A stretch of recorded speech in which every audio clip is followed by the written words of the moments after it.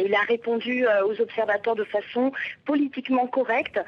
Il dit que s'il y a fraude, il doit y avoir enquête, mais enquête juste et impartiale. Il dit qu'il espère que ses amis étrangers respectent le peuple d'Afghanistan et laisseront les commissions faire leur travail sans préjudice. Il dit aussi croire fermement en l'intégrité des élections et du gouvernement dans le processus électoral. En fait, le problème, c'est que les observateurs européens sont tout à fait dans leur rôle en annonçant qu'un quart des votes est suspect. Ça rejoint d'ailleurs le travail de la commission des plaintes électorales qui, elle, est chargée d'enquêter et qui demande sur ces votes des enquêtes et un recompte. Mais les Européens désignent directement Hamid Karzai dans ces éventuelles fraudes pour un peu plus d'1 million de votes et ça ne lui plaît évidemment pas du tout.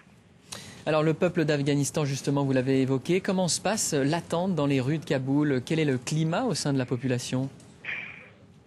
Alors le contexte général est assez mitigé.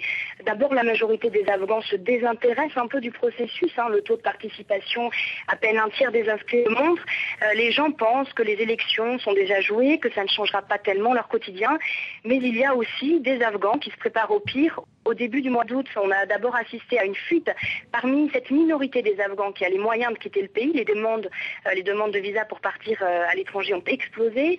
Et depuis le début de l'année aussi, on a vu le prix des armes sur le marché noir doubler. C'est aussi révélateur. Les gens se sont réarmés et notamment dans des provinces considérées très calmes, comme le Badakhshan dans le nord du pays. À l'est, certaines tribus à Khost ont déclaré qu'elles iraient manifester à Kaboul si Karzai repassait.